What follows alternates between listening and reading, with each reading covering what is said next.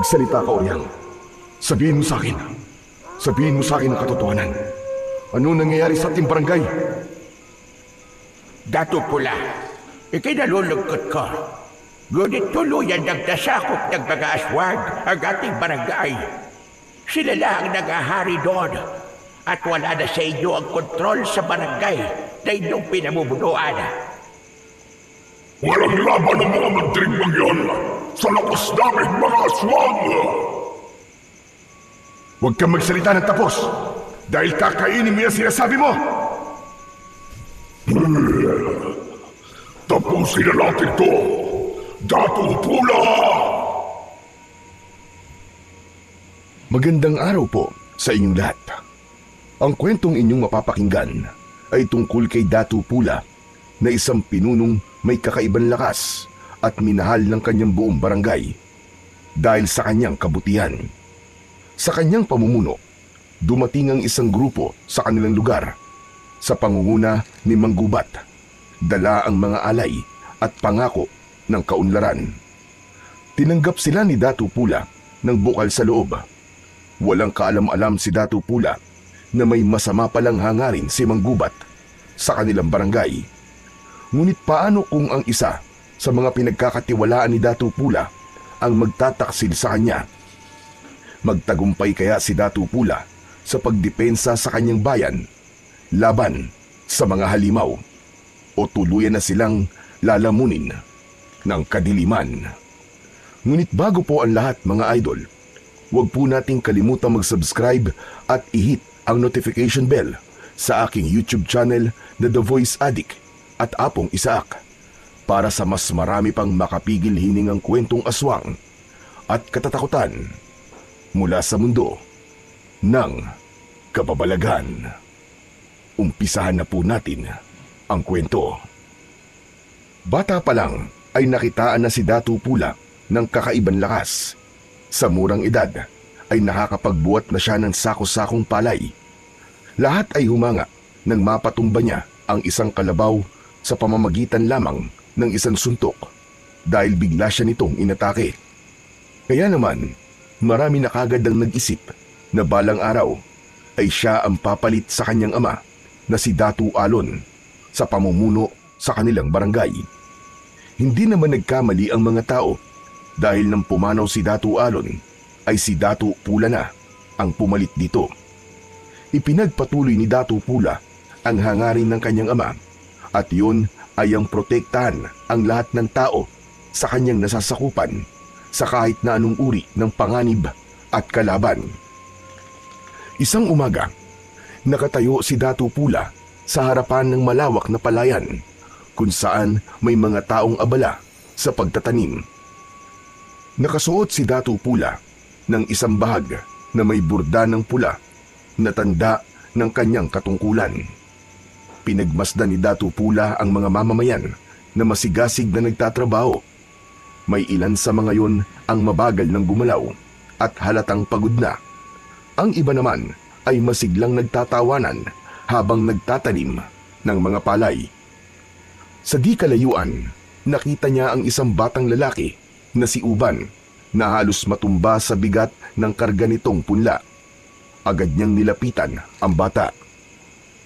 Uban, iwan mo na ang karga mo. Magpahinga ka na sa lilim. Sabihin mo rin sa nanay mo na magpahinga na rin. Nagpasalamat ang bata kay Dato Pula. Nagtungo si Dato Pula sa gitna ng palayan at tinignan niya ang mga taong abala sa pagtatanim. Yung mga napapagod na ho, maaari na ho kayo magpahinga. May inumin po sa lilim ng puno ng balete. Huwag niyo pong pilitin ang katawan niyo. Mas importante po na makapagpahinga kayo. Maraming nagpasalamat kay Dato Pula. May ilan na nagtungo sa puno ng balete para makapagpahinga. Napangiti si Dato Pula. Ang ugali niya na pagkakaroon ng malasakit sa nasasakupan niya ay namana niya sa kanyang ama. Kaya naman, gaya ng kanyang ama, ay nakuha niya ang respeto at paggalang ng kanyang nasasakupan. Dahil sa may ilan na nagpahinga, ay hindi nagdalawang isip si Dato Pula na tumulong sa mga pagtatanim ng palay.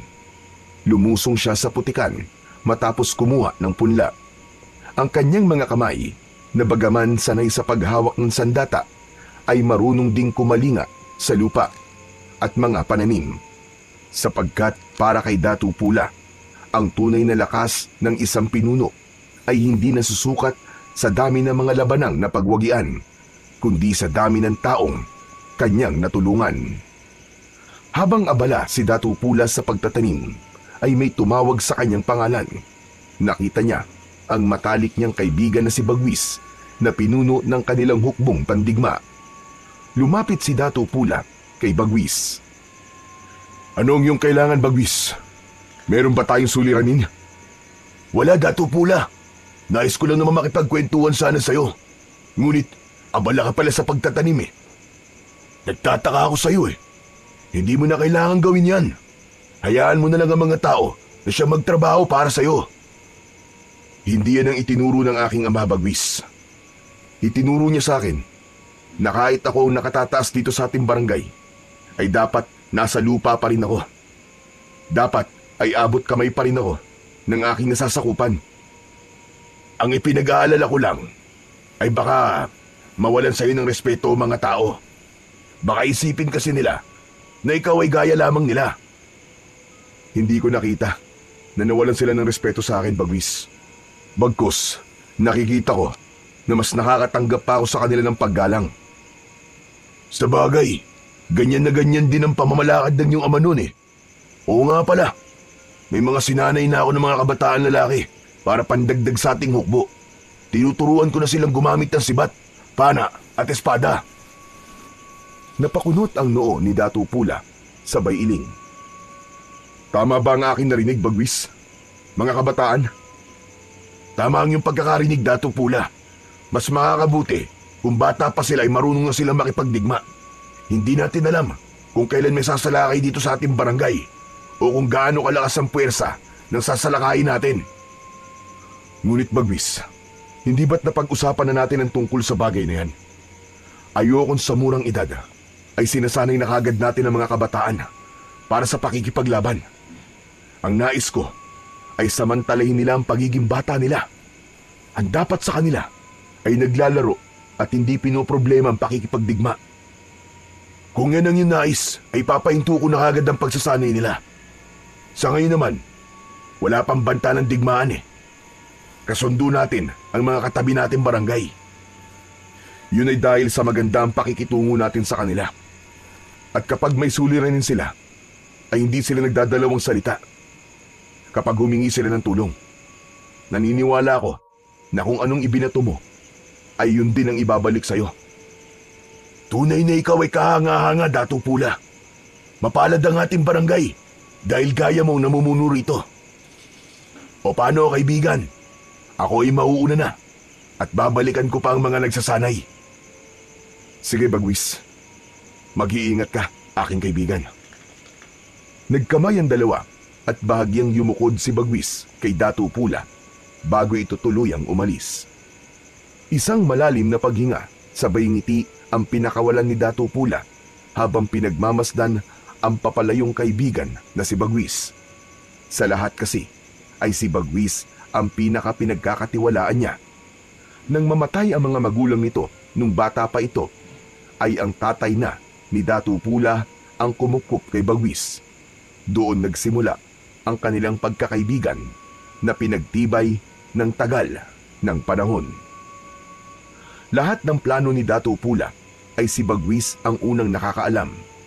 Dito siya humihingi ng payo.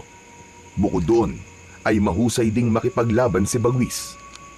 Kaya naman, nang siya na ang namuno sa kanilang barangay at nagpahinga na ang dating namumuno sa hukbo, ay hindi siya nagdalawang isip na italaga si Bagwis sa nabakanting posisyon.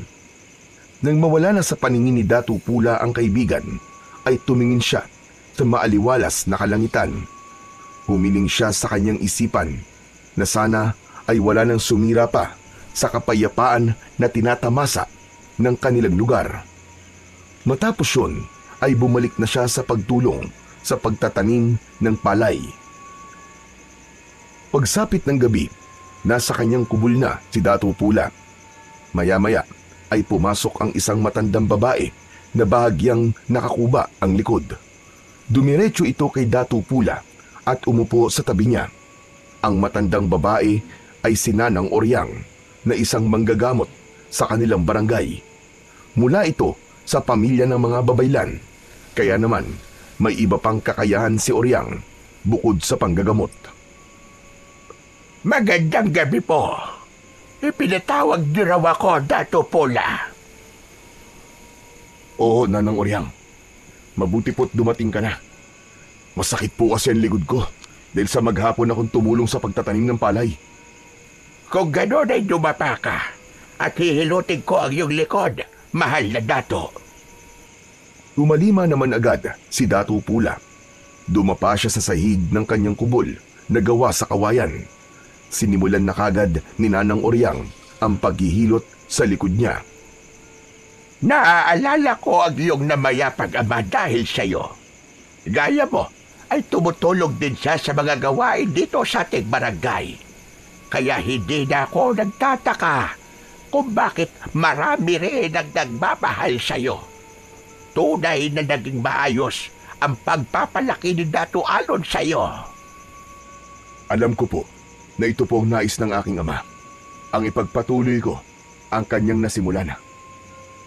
Batang paslit ka pa lamang, ay alam ko na magiging mahusay kang pinuno balang araw. Dato Pula, bukod sa kakaiba mong lakas, ay saksi ako na bukas na ang iyong puso sa pagtulong noon pa man. Maraming salamat po, Nanang Oryang. Ngunit magpahanggang sa ngayon po, ay hindi ko talaga mawari kung bakit po ako malakas at kung saan nanggagaling ang kakayahan ko na yun. Dato Pula, hindi yata nabanggit sa iyo ng ama't ina mo na pinagdasal ka nila sa mga diwata. Ano po, Nanang Oryang? Pinagdasal nila ako sa mga diwata? Yung maihiwagan nila lang na naninirahan po sa kagubatan? Sila nga, mahal na Dato. Tinulungan ko noon ang iyong ama at ina na ipagdasal ka sa mga diwata. Nais nila na magkaroon ng anak, ngunit hindi nabubuntis ang iyong ina.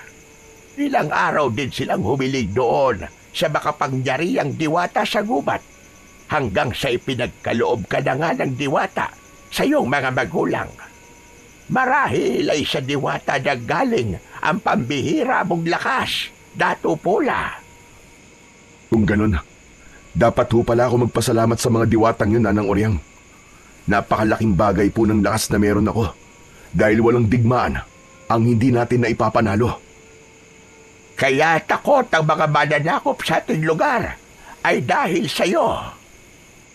Hindi na muna nagsalita si Datu Pula at dinaman niya ng gusto ang bawat hagod ng kamay ng daliri ni Nanang Oryang. Unti-unti ay guminhawa ang pakiramdam niya at bahagyang nabawasan ang pananakit ng kanyang likod. Matapos ang paghihilot ay kumuha si Nanang Oryang mula sa sisidlan nito ng ilang piraso ng dahon.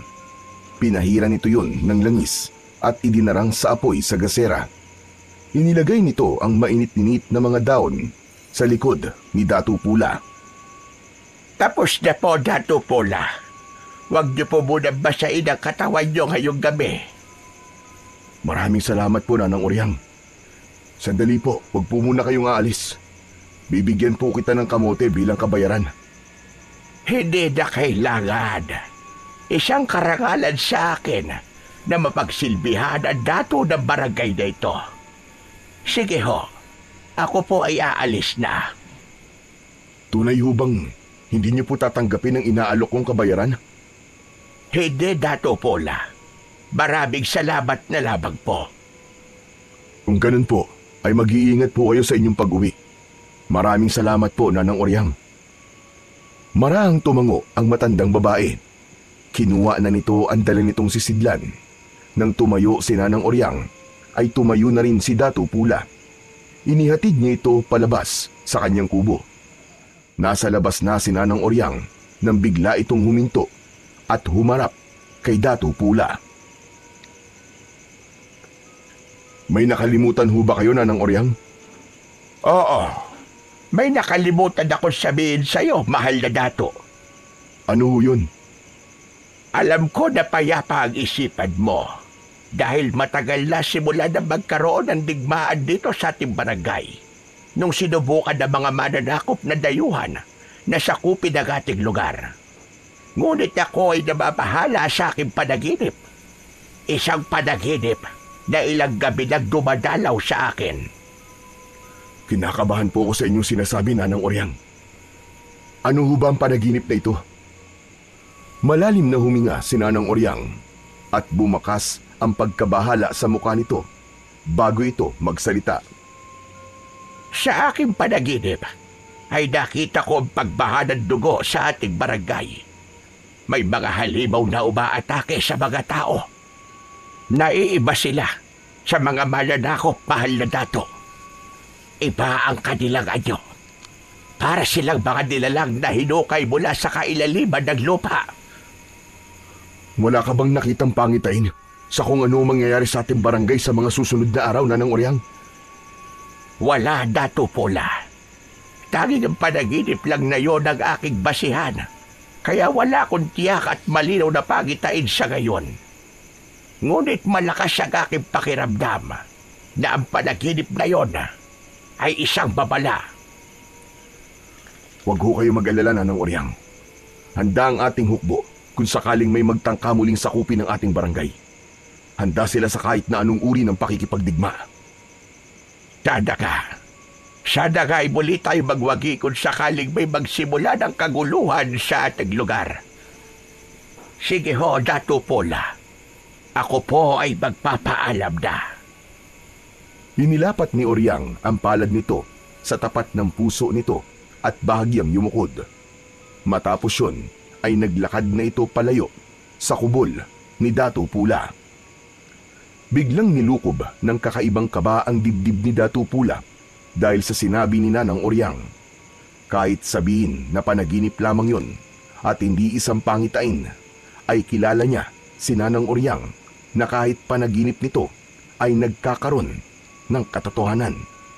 Kaya naman, naisipan niya na kausapin bukas si Bagwis upang ihanda nito ang mga kalalakihang kasama sa hukbo upang maghanda sa digmaan na maaaring sumiklab sa kanilang barangay. Nang mga sumunod na araw ay agad na nagtungo si Dato Pula sa kubol ni Bagwis. Naabutan niya itong kumakain ng nilagang saging na saba. Inaya siya nitong kumain, ngunit tumanggi siya. Nagtungo si Nanang Oryang kagabi sa aking kubol, Bagwis. Hindi ba't pinatawag mo siya sa akin? Dahil sabi mo inananakit ang yung likod. Masakit pa rin ba ang likod mo, Dato? Hindi na. Ngunit may sinabi sa akin si Nanang Oryang na dahilan kung bakit ako nababahala ngayon. Aniya, ay ilang gabi na siyang binabagabag ng isang panaginip tungkol sa mga nilalang na malahalimaw na naghahasik ng lagim dito sa ating barangay. Nababagabag ako, Bagwis. Baka magkatotoong panaginip ni Nanang Oryang. Dato Pula, panaginip lamang yon. Hindi ba't si Nanang Oryang na rin ang nagsabi na ang panaginip ay kabaligtaran ng mangyayari sa realidad? Ibig sabihin ay magpapatuloy pa ang kapayapaan dito sa ating barangay. Ngunit ilang gabi na niya yung napapanaginipan. Hindi ba? Nakakabahala ng ganung bagay. Natahimik si Bagwis at tila nag-isip. Kung sa bagay, may punto ang iyong tinuran, Dato. Kung ganon, ano ang inyong nais na gawin? Kaibigang Bagwis, nais kong kausapin mo ang ating hukbo na palaging maging handa sa kung anumang paparating na laban. Mas mainam na handa tayo at huwag tayong maging kampante. Masusunod ho, mahal na Dato. Huwag ka mag-alala dahil yan ay aking agad-agad na gagawin. Sa gitna ng pag-uusap ng magkaibigan, ay may isang binata ang dumating. Anito ay natagpuan si Nanang Oryang na sugatan sa bukana ng kagubatan. Kinabahan si Dato Pula at kasama si Bagwis ay nagtungo sila sa kubol ni Nanang Oryang. Labis ang awang naramdaman ni Dato Pula nang makita ang kalagayan ni Nanang Oryang. Nakahiga ito sa banig at halatang nangihina. Puno ng sugat ang buong katawan nito may mga kalmot at kagat. Ang iba ay mababaw, ngunit meron ding malalalim. Lumapit sina Dato Pula at Bagwis sa matanda. Nanang Oryang, ano pong nangyari sa inyo? Bakit po kayo puno ng sugat? Inatake ka ba ng mabangis na hayop sa gubat? Sana ka ay mabangis na hayop na lang ang gumawa nito sa akin, mahal na dato. Ngunit hindi hayop ang umatake sa akin kagabi habang ako ay pauwi mula sa iyong kubol. Kung ganun na, Nanang Oryang, ano po ang umatake sa inyo? Sabihin nyo. Isang nilalang na may nakakatakot na anyo. Para siyang aso na may katawan na gaya sa tao. Matutulis ang kanyang mga kuko at ngipin. Ang mga mata niya ay namumula. Dato Pula, mukhang nagaganap na ang aking panaginip.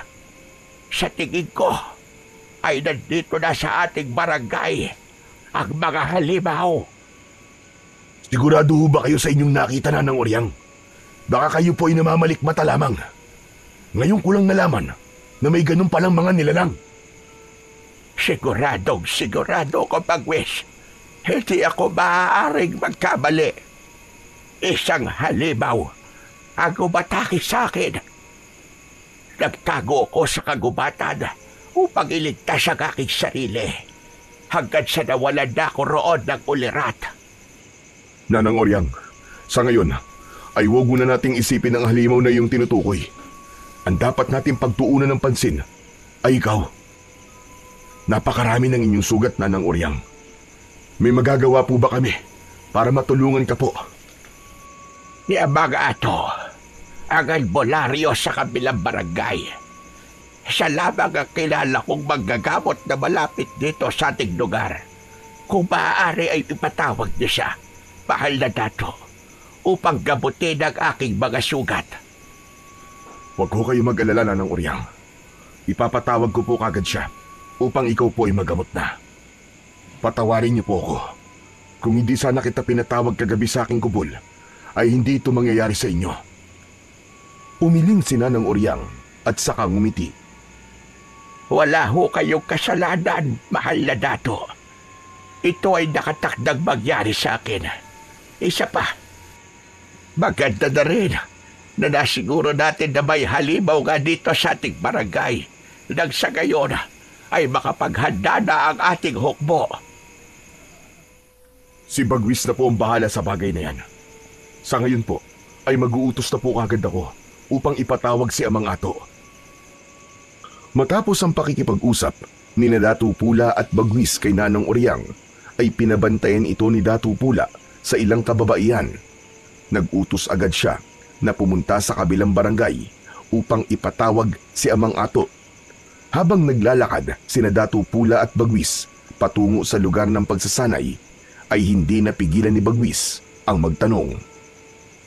Dato Pula, sa tingin mo ba ay may katotohanan na sinabi ni Nanang Oryang na isang halimaw ang umatake sa kanya? Kung iisipin, ay mahirap talaga yung paniwalaan. Ngunit kilala naman natin si Nanang Oryang. Hindi siya sinungaling na tao at walang dahilan para magsinungaling siya. Kaya naman naniniwala ako sa kanya, Bagwis. Pagsapit nila sa kampo ng mga mandirigma, agad na ipinaalam ni Bagwis sa mga kalalakihan na naroon ang nangyari kay Nanang Oryang. Pinaghanda nito ang mga yon kung sakaling may umatake nga na mga halimaw sa kanilang barangay. Sinabi rin ni Bagwis na paigtingin pa ng mga ito ang kanilang pagsasanay. Matapos yun ay umalis na si Dato Pula at bumalik siya sa kanyang kubol. Mula sa isang kahon na yari sa matigas na uri ng kahoy ay kinuha niya ang isang matalim na espada na ang hawakan ay may mga nakaukit na simbolo. Ang espadang yon ay dating pagmamayari ng kanyang namayapang ama. Ipinamana nito yun sa kanya bago ito sumakabilang buhay.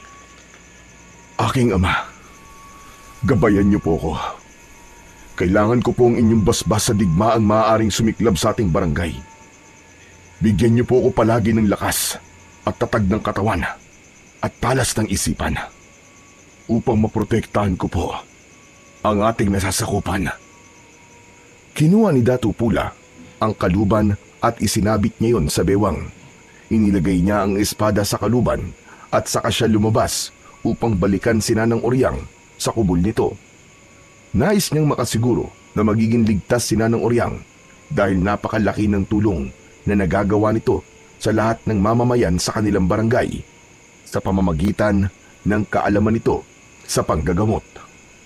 Nang makabalik si Datu Pula sa kubol ni Nanang Oryang, ay maraming mga tao ang nagtitipon sa labas. Pagkakita ng mga yun sa kanya, ay nagbigay ang lahat ng paggalang. Binigyan siya ng mga tao ng daan upang makapasok siya sa kubol ni Nanang Oryang. Pagdating sa loob, ay naroon na si Amang Ato, isa yung matandang lalaki na palaging may nakataling pulang tela sa noo. Seryoso itong nagdidikdik ng iba't ibang uri ng dahon. Napatingin si Amang Ato kay Datu Pula. Tumayo ito at bahagyang yumukod. Magandang araw po sa inyo, Datu Pula. Isang karangalan po na ako ay inyong ipinatawag upang gamutin si Oryang. Salamat naman po at pinaunlakan niyo kami, Amang Ato. Ano na po nangyari kay Nanang Oryang? Ayon sa aking pagsisiyasat sa mga sugat niya, ay hindi naman ito delikado. Kailangan ko lang nalagyan ng halamang gamot ang kanyang mga sugat upang mabilis itong matuyo at maghilom. Gawin niyo po ang lahat upang mabilis na gumaling ang mga sugat ni Nanang Oryang. Ituloy niyo lang po ang inyong ginagawa. Maraming salamat po sa inyo, Amang Ato. Tumango si Amang Ato at bumalik ito sa pagdidikdik ng mga halamang gamot. Pinanood ni Datu Pula ang paglalagay ng gamot ni Amang Ato sa mga sugat ni Nanang Oryang. Minsan ay impit na napapasigaw si Nanang Oryang dahil sa sakit, ngunit bakas pa rin sa mukha nito ang tapang. Matapos gamutin ang mga sugat ni Nanang Oryang, ay muling lumapit si Amang Ato kay Datu Pula. Sinabi nito na baka maaaring paalisin ni Datu Pula ang mga tao sa labas dahil meron silang mahalagang pag-uusapan. Sumang-ayon naman kagad si Datu Pula at isang pakiusap lang niya sa mga tao ay umalis na ang mga yon. Nang wala na ang mga tao sa labas, ay binalikan ni Datu Pula si Amang Ato na nakaupo sa tabi ng nakahigang si Nanang Oryang. Amang Ato, nagsialisa na po mga tao. Ano po ang inyong sasabihin? Ramdam ko na ito ay malaga para paalisin mo mga tao sa labas. Napakahalaga nito, Datu Pula. Naikwento sa akin ni Oryang ang nangyari sa kanya kagabi. Anya, isang halimaw ang umatake sa kanya na muntik pa siyang patayin. Sa tingin ko, ay alam ko ang halimaw na tinutukoy niya. Sila ang tinatawag na aswang. Napakunot ang noo ni Datu Pula sa sinabing yun ni Amang Ato. Pinilit niyang alalahanin kung saan niya narinig ang salitang binanggit ni Amang Ato, ngunit tila bago yun sa kanyang pandinig. Amang Ato, anong aswang po sinasabi niyo? May nakapagsabi sa akin na ang mga aswang daw ay nilalang mula sa kadiliman. Sila ay may kakayahang mag-anyong tao sa umaga at halimaw naman pagsapit ng gabi. Ang pagkain nila ay tayong mga tao. Lahat ay kanilang gagawin upang maibsan ang kanilang gutom at uwaw sa ating laman at dugo. Amang Ato, nakakakilabot naman po ang inyong sinasabi. Ngunit saan po nagmula ang mga aswang na ito? Mula sa mga dayuhan na Kastila. Sila ang may dala nito sa ating bansa. Sa aking pagkakaalam, may kakayahan ng isang aswang na gawing aswang o hawaan ang isang tao. Nakarating din sa akin na ang layunin ng mga aswang ay masakop ang malaking bahagi ng ating bansa upang sila ang maghari dito, habang tayong mga tao ay magiging alipin nila o pagkain nila. Tama ang panaginip ko, Datu Pula. Mga halimaw ang maaaring susunod na mananakop dito sa ating barangay. Dadanak ang dugo kung hindi tayo agad nakikilos. Huwag kayo mag-alala. Inutusan na ni Bagwis ang ating mga mandirigma na maging handa. Nagsimula na rin ang masinsiran nilang pagsasanay sa pakikipaglaban. Mas lalo nyo pang pagtibay ng inyong depensa, Datu Pula. Hindi gaya ng mga tao at mga aswang. Sila ay mababangis at wala silang habag. Mabibilis sila at mas malakas kumpara sa ating pangkaraniwan tao. Pag-ingatin mo rin ang iyong mga mamamayan. Huwag mo na silang palabasin sa gabi dahil sa ganitong parte ng araw sila umaatake. Tatandaan ko po lahat ng inyong sinabi, Amang Ato. Maraming salamat po sa inyo. Matapos ang pag-uusap na yon, ay umalis na si Amang Ato. Muling tinawag ni Datu Pula ang ilang kababaihan upang magbantay kay Nanang Oryang. Hindi niya binaliwala ang paalala ni Amang Ato. Ayaw niyang isipin na hindi totoo ang aswang at baka kapag naging kampante siya, ay magsisi siya sa bandang huli.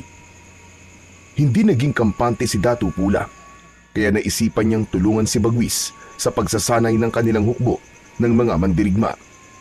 Sa gilid ng ilog ay nagtipon ang higit 20 mandirigma. Bawat isa ay may bitbit na sibat, kalasag o kampilan. Ang araw ay nasa tuktok na ng langit at ang init ay tila lalo pang nagpapakulo sa damdamin ng mga naroon. Alam ko na kayo ay nagtataka kung bakit ako nandito. Magmula sa araw na ito, ay makakasama niyo na ako sa inyong pagsasanay sa pakikipaglaban. Kailangan natin maging handa sa pagdating ng digmaan na ngayon lang natin mararanasan. Nagsimula ang pagsasanay sa tamang pagbitaw ng sibat. Si Bagwis ang unang nagturo at ipinaliwanag nito ang wastong paggamit ng sibat. Lumapit si Datu Pula sa gitna at nagsimulang magpakita ng kakaibang paggamit ng espada sa pakikipaglaban. Lahat ay may paghangang pinanood siya. Isa-isang nagtungo ang mga mandirigma upang gayahin ang ginawa ni Datu Pula. Ang mga nagkamali ay ginabayan niya sa maayos na paraan. Habang lumilipas ang oras, ay unti-unti nang nakakaramdam ng pagod ang lahat. Ngunit kahit isa ay walang nagpahinga. Lahat ay determinado sa pagsasanay upang protektahan ang kanilang barangay. Isang hapon, habang naglalakad sina Datu Pula at Bagwis sa dalampasigan, ay isang malaking bangka ang nakita nila na palapit sa kanilang dalampasigan. Ang mga tao ay napatingin doon habang may takot sa muka. Bagwis, tawagin mo mga mandirigma, madali ka. Mukhang mananakop ang mga parating. Masusunod, Datu Pula. Tumalima si Bagwis habang si Datu Pula naman ay nanatiling nakatayo sa dalampasigan. Hindi niya inalis ang tingin sa bangka na unti-unting dumadaong sa dalampasigan.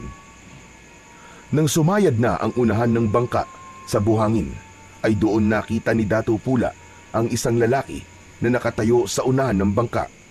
Base sa kasuotan nito, ay nahinuha niya na isa ngayong maharlika. Ang balabal na nakapalupot sa leeg nito ay gawa sa pinong telang kulay ube na may burda ng gintong sinulid sa laylayan. May putong ito sa ulo na kulay ginto. Sa bewang naman ay nakasabit ang isang pulang kampilan na may hugis ahas ang hawakan. Inihanda ni Datu Pula ang sarili. Maigpit niyang hinawakan ng puluhan ng kanyang espada at matiim na tumingin sa estrangherong lalaki. Hindi nagtagal ay dumating na si Bagwis kasama ang mga mandirigma. Pumuesto ang mga yon sa likuran ni Datu Pula. Bumaba ang lalaki mula sa bangka, kasabay ng ilang kalalakihan na mukhang mga mandirigma. Agad na hinugot ni Datu Pula ang espada at itinutok yon sa dibdib ng lalaki. Hindi man lang nagpakita ng takot ang lalaki at bagkus ay ngumiti pa ito. Hanggang diyan ka na lamang. Hindi mo na maaaring iakbang ng isa pa ang iyong mga paa. Magpakilala ka. Ako si Manggubat. Ako ang pinuno ng mga taong nasa aking likuran. Mula kami sa isla na malapit dito sa inyong bansa. Mga dayuhan kung ganon. Mga mananakop. Nagkakamali ka. Hindi kami mananakop. Ang totoo nga niyan ay nandito kami upang tumulong. Hindi mo ako malilinlang. Gaya lang kayo ng mga Kastila na nag-alok ng pagtulong ngunit nang maglaon ay lumabas na ang kanilang tunay na pakay. Ang manakop ng lupain na hindi sa kanila. Nauunawaan ko kung bakit ganyan ang iyong mga sinasabi, Datu Pula. Ngunit ang aking mga sinabi ay pawang katotohanan lamang.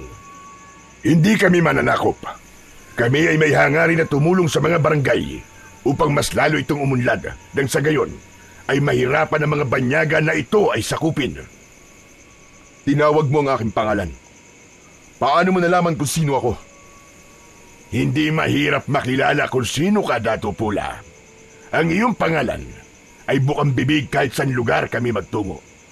Lahat sila ay humahanga sa pamamaraan mo sa pamumuno. Kaya naisipan ko na ang inyong barangay ang sunod naming hatiran ng tulong. Hindi muna nagsalita si Datu Pula. Matiim niyang tinignan si Manggubat at pilit niyang pinakiramdaman kung totoo ba ang mga sinabi nito. Maya-maya pa ay lumapit si Bagwis kay Datu Pula at bumulong.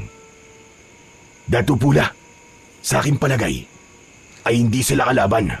Baka nga totoong tulong ang hatid nila sa atin at hindi pakikipagdigma.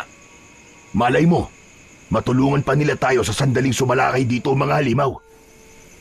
Bilang panimula, ay hayaan mong ipakita namin sa iyo ang aming handog. Inutusan ni Manggubat ang mga kasama nito na ibaba sa bangka ang mga dala ng mga ito. Pinagmasdan ni Datu Pula ang bawat kilos ng mga tauhan ni Manggubat. Mula sa bangka, nagsimula ng bumaba ang ilan sa mga yon. Nadala ang ilang sisidlan na gawa sa pinakinis na kawayan. Isa-isang inilapag ang mga yon sa paanan ni Datu Pula. Sabay-sabay na binuksan ng mga kasama ni Manggubat ang sisidlan. Meron doong mga tela, alak, mga pinatuyong karne at ang maliit na sisidlan ay naglalaman ng alas na yari sa ginto. Tanggapin mo ang aking munting alay sa iyo, Datu Pula. Ito ay pauna pa lang sa maaari kong ibigay na tulong sa inyo. Hindi ako basta-basta nadadala sa mga handog. Sa ngayon, ay nais muna kitang makausap, Manggubat. Kasama ang namumuno sa aking hukbo na si Bagwis. Isang karangalan sa akin na kayo ay makausap, Datu Pula. Pinasunod ni Datu Pula si Manggubat sa kanyang kubol. Kasabay niyang naglalakad si Bagwis habang nasa likod nila si Manggubat. Pagdating nila sa kubol ni Datu Pula, ay naupo sila sa kawayang sahig. Dinulutan ito ni Bagwis ng mainit na salabat at doon na sila nagsimulang mag-usap. Paumanhin sa uri ng pagsalubong ko sa inyo, Manggubat. Kami ay nag-iingat lamang dahil sa mga mananakop. Gaya ng aking tinurang kanina, ay naiintindihan ko. Alam ko na kayo ay nag-iingat lamang. Wala kami rito para manakop, kundi para tumulong. Ano-ano naman tulong ang inyong maibibigay sa amin, Manggubat? Edukasyon. May mga kasama ako na kayang turuang magbasa ang mga bata at ang iba pa nais matutong magbasa. Kapag may kaalaman, ang mamamayan sa isang barangay ay magdadalawang isip ang mga mananakop na ang kilin ng barangay na yun dahil iisipin nila na matatalino ang mga taong nakatira dito. May kakayahan din kami sa pagtatayo ng mas matibay na mga kubol. Mas magiging maunlad ang inyong barangay kung matitibay ang tirahan ng mga tao dito. Magtuturo rin kami ng epektibong estratehiya sa pangangaso, pangingisda at pagtatanim. Tumango-tango si Datu Pula. Ang totoo ay maganda ang lahat ng mga sinabi ni Manggubat, lalo na sa edukasyon. Marami sa mga tao sa barangay nila ang hindi marunong magbasa at magsulat. Ngunit hindi pa rin siya kumbinsido sa mga sinabi ni Manggubat, kaya humingi siya ng opinyon mula kay Bagwis. Bagwis, ano sa palagay mo? Tatanggapin ba natin ang tulong na inaalok ni Manggubat? Sa aking palagay, ay nararapat na tanggapin natin, Datu Pula. Wala akong nararamdamang masama sa pagdating nila. Malaki ang may tutulong nila sa atin. Muling tumingin si Datu Pula kay Manggubat. Kung aking tatanggapin ang tulong nyo, ano naman ang magiging kapalit? Wala kaming hinihinging kapalit, Datu Pula. Ang aming pagtulong ay bukal sa aming mga puso. Kung ganun, ay tinatanggap ko na ang inyong tulong. Ngunit sa oras na may nakita akong mali o masama sa inyong ginagawa, ay kamatayan ang inyong sasapitin. Nagkakaintindihan ba tayo? Naiintindihan ko, mahal na dato. Maraming salamat. Inilahad ni Manggubat ang isang kamay at walang pag-aalinlangan na tinanggap naman yun ni Datu Pula. Kinabukasan ay agad na ipinag-utos ni Datu Pula ang pagpapatayo ng mga kubol sa silangang bahagi ng barangay na may sapat na distansya mula sa mga tahanan ng kanyang mga nasasakupan. Kumilos ang buong komunidad upang magtulong-tulong sa pagkuha ng mga kawayan. Bumuo ang mga ito ng haligi. Ang mga kababaihan naman ay gumawa ng pawid para sa bubong. Sa loob ng ilang araw ay natapos na ang 6 na may kalakihang kubol para kina Manggubat. Agad namang ginawa ni Manggubat ang mga ipinangako nito kay Datu Pula. Nagsimulang turuan ng mga kasama nito ang mga bata na magbasa at magsulat. Tinuruan din ng mga ito ang ilan sa ibang paraan ng pangangaso at pangingisda, habang si Manggubat ay personal na kinausap ang mga magsasaka at nagbigay ito ng mungkahi tungkol sa pagtatanim. Lahat ng yun ay nasaksihan ni Datu Pula at hindi niya maikakaila na masaya siya sa pagbabagong nangyayari sa kanilang barangay simula nang dumating sina Manggubat. Alam niya na kapag nagtagal pa roon sila Manggubat ay mahihirapan na ang mga mananakop na sakupin ang kanilang barangay. Isang gabi, isang espesyal na pagdiriwang ang naganap sa barangay ni Datu Pula. Ang selebrasyon na yon ay inihandog ni Datu Pula kina Manggubat bilang pasasalamat sa napakaraming tulong na ibinigay nito sa kanila. Sa gitna ng malawak na liwasan ay umuugong ang musika mula sa tambol at kudyapi habang may mga kabataang sumasayaw. Sa isang gilid ng liwasan, nakaupo si Datu Pula sa isang mataas na upuang yari sa punong kahoy. Katabi niya si Manggubat na nakasuot ng marangyang balabal. Sa kabilang tabi naman ay naroon si Bagwis. May ngiti si Datu Pula habang pinagmamasdan ang kasiyahan. Sa gitna ng gabi ay inihain na ang mga inihaw na isda, karne ng baboy damo at mga banga ng alak. Sinalina ng alak ni Bagwis ang mga baso nila na yari sa katawan ng kawayan. Magkakasabay na ininom nilang 3 yun. Napakasarap ng alak na ito. Manamis-namis. Hindi gaya ng mga alak na aking natikman. Ang alak na yan ay tinatawag naming basi. Gawayan sa tubo, kaya may tamis kang malalasahan. Hayaan mo, at sa paglisan nyo sa aming barangay, ay bibigyan kita ng ilang banga ng basi. Maraming salamat kung ganoon, Datu Pula. At maraming salamat din sa selebrasyong ito na inialay mo para sa amin ng aking mga kasamaan. Ngunit sa totoo lang, ay hindi nyo na kailangan magsagawa ng ganitong uri ng selebrasyon. Hindi kami humihingi ng kahit na anong kapalit sa aming ginagawa. Hayaan mo lang kaming pasalamatan kayo sa paraang alam namin. Isa pa, Manggubat, napakaliit na bagay ng selebrasyon na ito kumpara sa laki ng tulong nyo, lalo na sa aking nasasakupan. Masasabi ko na kayo ay hulog sa amin ng langit. Nakakataba naman ng puso ang iyong mga tinuran, Datu Pula. Ang mga salitang yan ay sapat ng kabayaran sa pagtulong namin sa inyo. Nagpatuloy ang pag-inom nila ng alak habang masayang nag-uusap. Nang makalimang baso na si Datu Pula, ay nakaramdam na siya ng konting pagkahilo. Sanay siya sa pag-inom ng basi, ngunit tila iba ang epekto nun sa kanya nung gabing yun. Sasalinan sana ulit ni Bagwis ng alak ang baso niya, ngunit agad niyang hinawakan ang braso nito. Tama na Bagwis. Nakakaramdam na ako ng pagkahilo. Hindi yata ako naniniwala sa iyong sinabi, Dato. Ikaw, may hilo sa basi. Hindi ba't kahit isang banga ay nauubos mo nang hindi ka nakakaramdam ng pagkalasing? Binibiro mo yata ako, Datu Pula. Nagsasabi ako ng totoo, Bagwis. Nahihilo na talaga ako.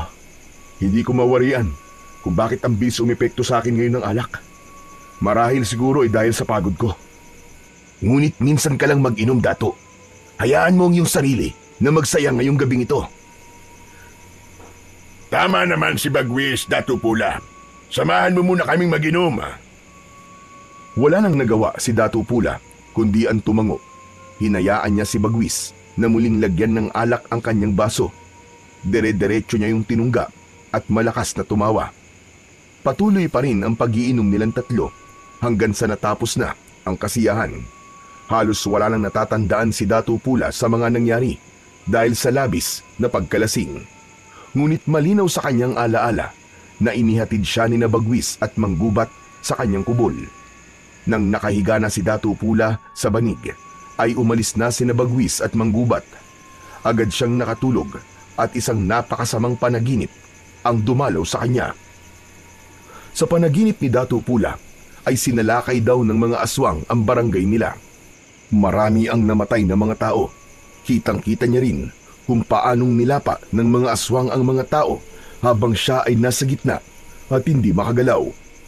Pagsapit ng umaga, nagising si Dato Pula sa matinding sikat ng araw na tumatagos sa kanyang bintana. Masakit ang ulo niya nang tumayo siya. Nag-inat siya ng katawan at bigla siyang natigilan nang makarinig siya ng iyakan sa labas ng kanyang kubol. Nagmadali siyang lumabas at sumalubong sa kanya ang napakaraming tao na nag-iiyakan sa labas. Biglang lumapit sa kanya si Bagwis na may natuyupang dugo sa katawan. Bagwis, anong ibig sabihin nito? Anong nangyari? Bakit nag-iiyakan ng mga tao at may dugo ang iyong katawan? Dato Pula, kagabi, matapos ka naming iatid ni Manggubat sa iyong kubol, ay sinalakay tayo ng mga aswang. Marami ang namatay, Dato Pula. Ano? Paano yun nangyari? Bakit hindi mo ako ginising? Dinubukan kitang gisingin, ngunit matindi ang pagkakalasing mo. Kahit ang pagmulat ng iyong mga mata, hindi mo magawa. Patawarin mo ako, Dato Pula. Hindi ko nagawang iligtas sa mga tao. Masyadong malalakas sa mga aswang at napakarami nila. Kahit tinulungan tayo ni Manggubat, ay wala pa rin tayong naging laban sa puwersa nila. Naluluwang tinignan ni Dato Pula ang mga taong nasa kanyang harapan. Nagulat siya nang may isang babaeng sumigaw at sinisi siya kung bakit maraming tao ang namatay. May nagtanong pa kung nasaan si Dato Pula habang pinapatay ng mga halimaw ang mahal nila sa buhay. Hindi nakapagsalita si Dato Pula ng mga sandaling yon. Nais niyang magpaliwanag, ngunit walang salitang lumalabas sa kanyang bibig. Si Bagwis ang humarap sa mga taong nagagalit nang mapansin ito na nakatulala si Dato Pula. Sandali lang mga kanayon! Huwag nating sisihin ang ating dato sa nangyari. Ang pagsalakay ng mga halimaw na tinatawag na aswang ay hindi kagustuhan ni Dato Pula at wala siyang kontrol sa mga bagay na yon. Mas mainam siguro na magsiuwi na muna kayo sa inyong mga tahanan at asikasuhin niyo muna ang katawan ng mga namatay niyong mahal sa buhay. Inalalayan ni Bagwis si Dato Pula pabalik sa loob ng kanyang kubol dahil nakatulala pa rin siya. Pagkaupo niya sa sahig ay ikinuha siya ni Bagwis ng inuming tubig. Tinanggap niya yon, ngunit hindi niya ininom. Kasalanan ko. Kasalanan ko ang lahat ng ito, Bagwis. Kung hindi ko hinayaan ang aking sarili na malasing, ay magigising sana ako nung nagkaroon ng kaguluhan. Kaibigan Dato Pula, kung ang alak ang sisisihin mo, ay ako ang dapat nasisihin mo. Ako nagpamulit na painumin ka ng alak kahit sinabi mo na nahihilo ka na. Ngunit kahit na anong pilit mo, kung patuloy sana akong tumanggi, ay hindi ako malalasing ng sobra. Walang dapat sisihin kundi tanging ako lamang. Kasalanan ko ang lahat ng ito. Sigurado ako na kung nasan man ang aking ama, ay ikinahihiya niya ako ngayon. Wala akong kwentang pinuno. Napaka-irresponsable ko, Bagwis. Hindi na napigil pa ni Dato Pula ang kanyang mga luha. Umawala na yon at wala na siyang pakialam kahit nakita siya ni Bagwis na umiiyak. Sa pagkakataon na yon ay dumating si Manggubat. May sugat ito sa pisngi at maging ang kasuotan nito ay may bahid ng dugo. Dato Pula, galing ako sa liwasan. Tinulungan ko ang mga tao na tipunin doon ang mga bangkay na namatay sa pagsalakay ng mga halimaw. Tumayo si Dato Pula at gamit ang kamay ay pinunasan niya ang kanyang luha. Magtutungo ko sa liwasan. Kailangan magpakita ko sa mga tao. Dapat ay makiramay ako sa kanila.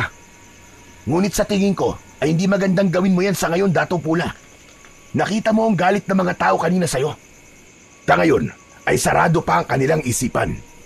Kapag bumaba na ang emosyon nila, ay saka mo sila kausapin. Wala na nga ako nung sumalakay ang mga aswang. Tapos wala pa rin ako habang sila'y nagluluksa. Pupuntahan ko sila, Bagwis. At hindi mo ako mapipigilan. Wala nang nagawa si Bagwis nang lumabas si Dato Pula sa kanyang kubol.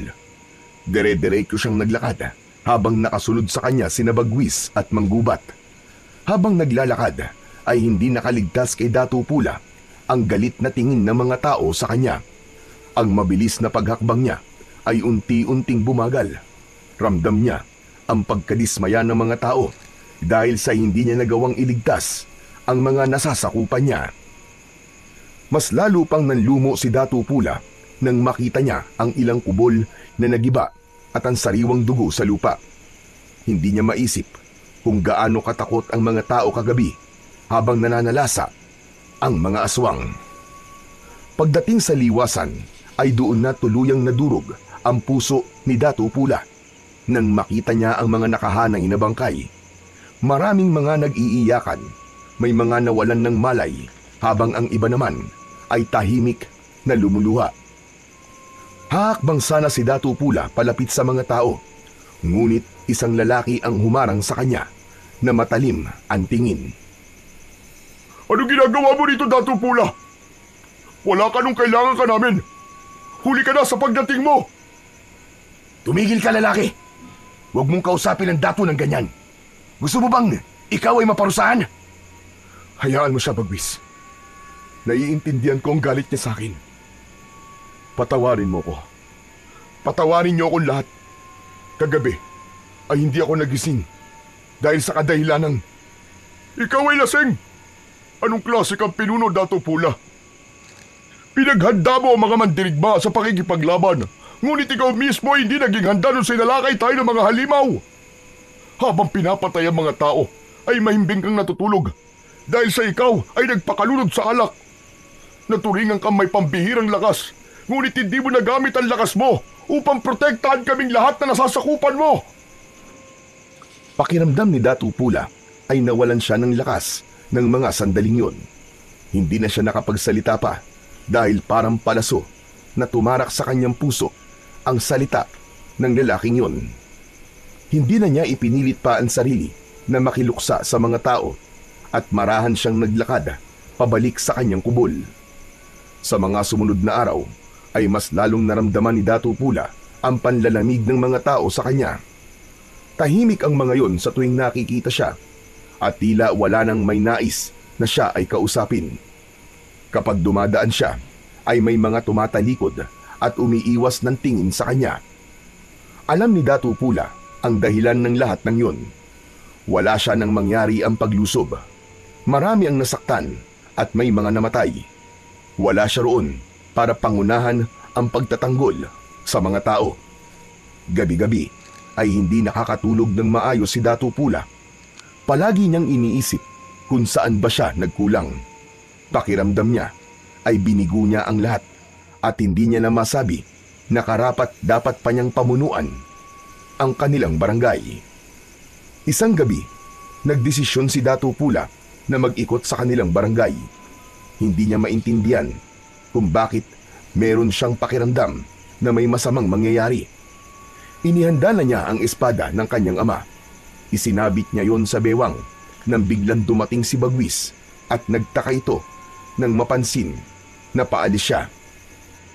Saan ang iyong tungo, Dato Pula? Gabing-gabi na. Ngunit tila ikaw ay susugod sa isang digmaan. Iikot ako sa ating barangay. Masama ang pakiramdam ko, Bagwis. Parang merong masamang mangyayari. Nag-iikot na ang ilang mandirigma. Hayaan mo na sila na gawin ang kanilang tungkulin. Sinisiguro nila kung aatake muli ang mga aswang, ay nakahanda sila. May tungkulin din ako sa ating lugar, Bagwis. Isa na roon ang protekta ng lahat ng nakatira dito. Hindi pwedeng wala na naman akong gawin. Gusto kong ipakita sa mga tao na kaya ko silang ipagtanggol. Nais kong bumawi sa kanila. Kung yan ang nais mo, ay hindi na kita pipigilan, Dato Pula. Hayaan mo kung samahan ka sa iyong pag-iikot. Hindi na kailangan, Bagwis. Kaya ko na ito mag-isa. Samahan mo na lamang ang iba. Pamunuan mo sila. Sigurado ka ba, mahal na Dato? Oo, Bagwis. Sigurado ako. Sige na. Mauuna na ako. Mag-iingat ka sana, Bagwis. Mag-iingat rin ho kayo, Dato Pula. Nilisan na ni Dato Pula ang kanyang kubol. Habang naglalakad, ay naisip niya na maaaring sa mismong barangay umiikot sina Bagwis. Kaya nagdesisyon siya na sa gubat siya umikot upang masiguro niya na walang aswang na nagtatago doon. Mag-isang pumasok si Dato Pula sa kagubatan. Maliwanag ang sikat ng buwan, kaya kahit paano ay nakikita niya ang paligid. Hindi yun ang unang beses na naglakad siyang mag-isa sa kagubatan. Ngunit ngayon ng sandaling yon ay may kung anong bigat ang hangin na parang may mga matang nakatitig sa kanya mula sa dilim. Hinawakan niya ang hawakan ng kanyang espada at inihanda niya ang sarili sa anumang panganib. Hanggang sa may narinig siyang pag-angil na tila mula sa isang mabangis na hayop. Huminto siya at nakiramdam sa paligid. May tao ba dyan? Kung sino ka man, lumabas ka at magpakita sa akin! Mula sa likuran ng mga puno ay sabay-sabay na lumabas ang mga aswang. Lahat ay nakatingin kay Dato Pula na parabang isa siyang masarap na putahe. Tuluyan ng hinugot ni Dato Pula ang espada mula sa kaluban. Sumugod ang unang aswang at mabilis na sinalag ni Dato Pula ang pag-atake na yun gamit ang kanyang espada. Isang mabilis na hiwa sa leeg ng aswang ang pinatikim niya rito at bumagsak ito ng pasadsad sa lupa. Sumunod pa ang dalawa at sa isang ikot ng kanyang katawan ay naputol ang braso ng isa at nahati ang katawan ng ikalawa. Ngunit hindi tumigil ang pagdating ng mga halimaw. Pinalibutan siya ng higit sa 10 at sabay-sabay na umatake ang mga yon. Napilitan siyang umatras habang patuloy sa pagsalag at pagsaksak. Sa isang iglap, isang aswang ang nakalapit kay Dato Pula at sinunggaban ang kanyang braso. Nabitiwan niya ang kanyang espada. Tumilapon yun sa damuhan at nawala na yun sa kanyang paningin. Sa kabila ng kawalan ng sandata, ay hindi pinanghinaan ng loob si Dato Pula. Alam niya na sa pagkakataon na yon ay kailangan niya nang gamitin ang kanyang pambihirang lakas. Kung inaakala niyo na matatalo niyo ako dahil sa wala sa akin ang aking espada, ay nagkakamali kayo! Iniunat ni Dato Pula ang kanyang hintuturo at hinlalato. Sinugod niya ang isang aswang at gamit lamang ang 2 daliri ay sinaksak niya yon sa dibdib. Bumaon sa katawan ng aswang ang kanyang daliri. Isa-isa niyang tinumba ang mga aswang gamit ang kanyang daliri at pambihirang lakas. Sinaksak niya ang mga yon sa leeg, sa mata, sa tiyan at sa dibdib. Ngunit sa hindi inaasahang pangyayari ay isang aswang ang matagumpay na nakalapit sa likuran ni Dato Pula. Mariin siya nitong kinagat sa balikat. Napasigaw si Dato Pula at agad na siniko ito ng malakas, pero sinundan pa yon ng iba pang aswang. Kinalmot at kinagat siya ng mga yon sa iba't ibang parte ng kanyang katawan. Nadulas na siya sa sarili niyang dugo hanggang sa tuluyan na siyang bumagsak sa malamig na lupa. Halos hindi na siya makahinga sa dami ng kanyang sugat. Nanlalabo na rin ang kanyang paningin. Nanginginig na ang kanyang katawan at ramdam na ramdam niya ang bigat ng bawat sugat na kanyang tinamo. Sa ilalim ng mga bituin at buwan, habang nakapalibot ang mga aswang sa kanya, ay unti-unting pumikit ang mga mata ni Dato Pula at tuluyan na siyang niyakap ng kadiliman. Sa pagkawala ng malay ni Dato Pula, ay inakala niyang yun na ang kanyang katapusan. Inisip niya na wala na siyang magagawa upang protektahan ang mga mamamayan ng kanyang barangay laban sa aswang. Alam niya na sa pagkakataon na yun ay binigo niya ang kanyang ama sa pagtitiwala nito na ipasa sa kanya ang pamumuno bago yun binawian ng buhay. Ngunit tila may plano pa ang lumikha kay Dato' Pula dahil isang araw ay bigla siyang nagising. Napasinghap siya kasabay ng pagbukas ng kanyang mga mata sa isang hindi pamilyar na kubol. Nasaan ako? Anong lugar to? Iginala niya ang paningin sa paligid upang maghanap ng pamilyar na bagay, ngunit wala siyang nakita. Sinubukan niyang bumangon, ngunit mabigat ang kanyang katawan at kahit konting galaw lang ay may nararamdaman siyang masakit. Hanggang sa isang matandang lalaki na may dalang mga dahon ang pumasok sa kubol. Agad yung nakilala ni Dato' Pula. Walang iba kundi si Amang Ato. Tila nagulat ito nang makitang gising na siya at nabitiwan ito ang mga hawak nitong dahon. Nagmamadali itong humakbang palapit at dinama ang noo ni Dato' Pula. Salamat naman at nagising ka na, mahal na Dato'. Ang akala ko ay babawian ka na ng buhay. Amang Ato, paano po ako napunta dito? Ang huli ko pong naaalala ay sinalakay ako ng napakaraming aswang at napatay nila ako.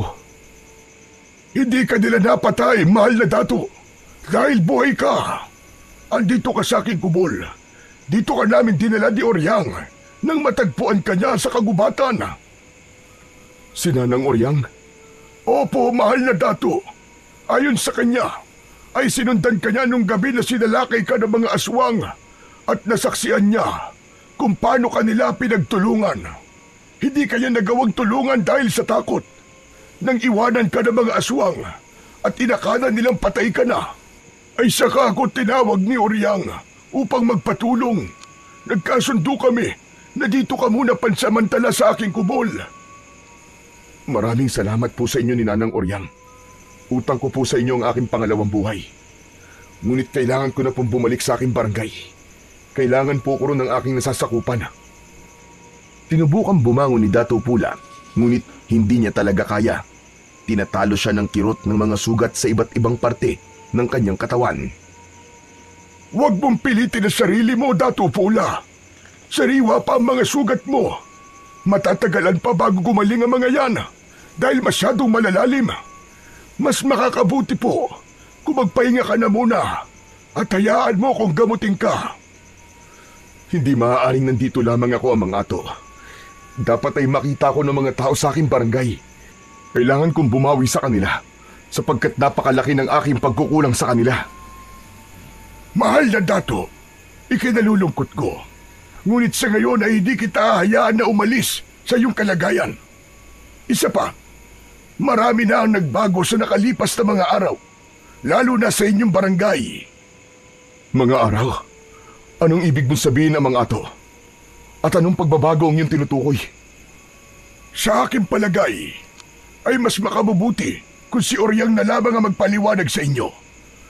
Tatawagin ko muna siya at ikukuha ko na rin ikaw ng makakain at inumin. Hindi na naging mapilit pa si Dato' Pula. Naisip niya na mas alam ni Amang Ato ang kalagayan ng kanyang katawan dahil matagal na itong albularyo. Nang umalis si Amang Ato, ay nahulog sa malalim na pag-iisip si Dato' Pula. Labis siyang nabahala sa sinabi ni Amang Ato na pagbabagong nangyari sa kanyang barangay. Hindi nagtagal ay bumalik si Amang Ato kasama si Oryang. Bakas sa mukha ni Oryang ang kasiyahan nang makita si Dato' Pula. Umupo si Nanang Oryang sa tabi ng nakahigang si Dato' Pula. Mahal na Dato', dinidig ng lumikha ang aking panalangin. Buhay ka! Buhay ka, Dato' Pula! Nanang Oryang, nais kong malaman kung anong sinabi ni Amang Ato na pagbabago sa ating barangay. Hindi agad nakapagsalita si Nanang Oryang. Halatang nag-iipon ito ng lakas ng loob bago magsalita. Magsalita ka, Nanang Oryang. Sabihin mo sa akin ang katotohanan. Ano nangyayari sa ating barangay? Mahal na Dato', ikinalulungkot ko. Ngunit tuluyan ang nasakop ng mga aswang ang ating barangay. Sila na ang nagahari doon at wala na sa inyo ang kontrol sa barangay na inyong pinamumunuan. Hindi totoo yan, Nanang Oryang. Imposible. Nagawain ng mga aswang sa loob lamang na magdamag. Ngunit mahal na dato, halos 5 araw ka nang hindi nagigising. Hindi namin alam kung magigising ka pa. Pero hindi kami bumitaw ni Amang Ato. Ginamot ka namin at umasa kami na mabubuhay ka. Kaya hindi namin inilibing ang iyong katawan. Nanlamig si Dato Pula sa kanyang narinig at nanginig ang buong katawan niya. 5 araw akong walang ulirat. Siyang tunay, mahal na dato. 5 araw kang nakahiga rito at hindi nagigising. Nang mawala ka sa ating barangay, ay sinamantala ng mga aswang ang pagkakataon na yon para sakupin ang ating barangay. At alam kong mabibigla ka kapag sinabi ko kung sino ang pinuno ng mga aswang na ito. Sino, Nanang Oryang? Sino? Sino ang pinuno ng mga aswang? Sabihin nyo! Siya ay walang iba, kundi si Maggubat. Si Maggubat ang pinuno ng mga aswang, Dato Pula. Sa aking tingin, ay nilinlang niya kayo. Kinuha ang inyong loob upang madali nila kayong mapatay o mapatalsik sa inyong pamumuno. Sa ngayon, ay inaalipin nila ang mga tao at pinapatay ang ilan bilang pagkain ng mga aswang. Hayop siya. Napakagaling niyang magpanggap. Hindi pala siya isang kakampi, kundi isang mananakop na aswang. Babawiin ko ang barangay natin sa kanya. Hindi ako makakapayag na magtagal ito sa mga kamay niya. Si Bagwis, Nanang Oryang. Nasaan si Bagwis? Kailangan ko ang tulong niya. Siyang makakatulong sa akin sa paglaban sa mga aswang. Kailangan ko siya makausap, Nanang Oryang. Natahimik muli si Nanang Oryang na labis na ikinabahala ni Dato Pula. Bakit bigla ka na nahimik, Nanang Oryang? May nangyari ba kay Bagwis? Pinatay ba siya ng mga aswang? Sana nga ay pinatay na lang siya ng mga aswang. Dahil alam ko na mas matatanggap mo yon, Dato Pula. Buhay na buhay si Bagwis at naroon siya sa ating barangay. Alam kong magiging masakit ito sa inyo. Ngunit umanib na si Bagwis sa mga aswang. Ginawa siyang kanang kamay ni Manggubat dahil tinulungan ni Bagwis si Manggubat na sakupin ang ating barangay. Mabuti na nga lang at nagawa kong makatakas doon dahil kung hindi ay panigurado, napapatayin din nila ako. Hindi. Hindi maaari ito. Paano ito nagawa sa akin ni Bagwis at sa ating mga tao? Bakit niya tayo tinraidor? Matalik kami magkaibigan, Nanang Oryang. Alam niyo yan. Iba ang nagagawa kapag ang tao ay uhaw sa kapangyarihan, mahal na dato. Marahil ay nasilaw si Bagwis sa ipinangako sa kanya ni Manggubat. Pakiramdam ni Dato Pula ay namatay siya ng sandaling yun matapos malaman ang mga nangyari sa panahon na siya ay walang ulirat. Napakasakit para sa kanya ang ginawa ng matalik niyang kaibigan na si Bagwis. Sa lahat ng tao, ito ang pinakahuli na alam niyang magtataydor sa kanya. Itinuring niya itong parang tunay na kapatid. Kaya hindi niya lubos maisip kung anong pumasok sa utak ni Bagwis at umanib ito sa puwersa ng mga mananakop na aswang. Sa mga lumipas na araw ay unti-unting natanggap ni Dato Pula na wala pa siyang kakayahan na harapin sina Manggubat dahil sa kanyang kalagayan. Hinayaan niya sina Amang Ato at Nanang Oryang na gamutin siya. Bawat patak ng langis at pagpaid ng dinurog na halamang gamot sa kanyang mga sugat ay may dalang hapdi, ngunit tinatanggap niya yon bilang paalala ng kanyang pagkatalo at ng kanyang muling pagbangon. Malinaw sa isip ni Dato Pula ang kanyang layunin na kailangan niyang bumangon at muling lumakas. Hindi siya maaaring manatiling nakahiga habang pinipinsala ng mga aswang ang kanyang nasasakupan, at nangako siya sa kanyang sarili na hindi magtatagal ay pababagsakin niya ang mga mananakop na aswang at babawiin niya ang dapat ay sa kanila ng kanyang mga mamamayan. Makalipas ang ilang araw ay unti-unti nang naghilom ang mga sugat ni Dato Pula. Nagagawa na rin niyang makatayo at maglakad-lakad. Ngunit hanggang sa labas lang siya ng kubol ni Amang Ato dahil iniiwasan nila na may makakita sa kanyang ibang tao. Hindi pwedeng makarating kina Manggubat at Bagwis na buhay pa ang datu. Dahil kapag nalaman ng mga ito na buhay pa siya at kung nasaan siya, ay may posibilidad na ang barangay naman ni na Amang Ato ang manganganib. Nalalaman ni Datu Pula ang nangyayari sa kanilang barangay sa pamamagitan ni na Amang Ato at Nanang Oryang. Ang mga ito ang nagkikwento sa kanya ng mga kaganapan doon. Gaya na lamang ng hapon na yun, nakaupo si Datu Pula sa banig sa loob ng kubol ni Amang Ato nang pumasok ang matandang lalaki na may dalang balita sa kanya. May bago ho ba kayong balita sa akin, Amang Ato? Meron, Datu Pula, at hindi maganda ang aking ibabalita. Sa sitwasyon nating lahat ngayon, ay hindi na ako umaasa na magandang balita. May nakapagsabi sa akin na nagsisimula na sumalakay ang mga mananakop na aswang sa ibang barangay. Ang akin sa panta ay plano nilang sakupin ang buong bansa. At kapag nangyari yun, ay paniguradong babagsak tayong lahat. Kung ganun, ay nararapat lang na pabagsakin ko agad si Manggubat bago pa niya masakop ang ibang barangay. Mas lalong lalakas ang puwersa nila habang dumadami ang barangay na kanyang nasasakop. Tama ka, mahal na Dato. Sa ngayon, ay ikaw na lamang ang pag-asa naming lahat. Ngunit kailangan niyo pang magpalakas. Kahit hilom na ang mga sugat mo, ay dito indikasyon na kaya mo nang makipaglaban muli. Nauunawaan ko po, Amang Ato. Malinaw na ang aking pag-iisip at hindi ako susugod ng di pa ako ganap na malakas. Ayoko muling matalo ng mga aswang. Hindi na ako papayag na magwagi sila ulit laban sa akin. Marahang tumango si Amang Ato bilang pagsang-ayon nito.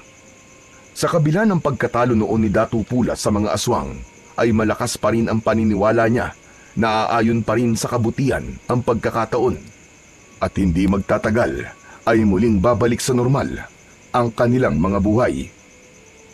Dumating ang araw na naramdaman ni Datu Pula na tuluyan ang bumalik ang kanyang lakas. Pero hindi yun naging dahilan para agad siyang sumabak sa digmaan laban sa mga aswang na mananakop.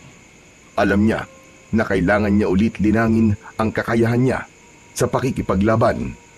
Kaya naman, madaling araw pa lang, ay gising na si Datu Pula. Lumalabas siya ng kubol habang tanga ng isang matalim na itak. Dahil sa paniniwalang tuluyan nang nawala na ang espada ng kanyang ama at naisip niyang itak muna ang kanyang gagamitin. Tuwing umaga, bago sumikat ang araw, ay palaging nagsasanay si Datu Pula. Kahit pa meron siyang kakaibang lakas, ay ayaw niyang maging kampante, lalo na't napagtanto niya na hindi basta-bastang kalaban ang mga aswang.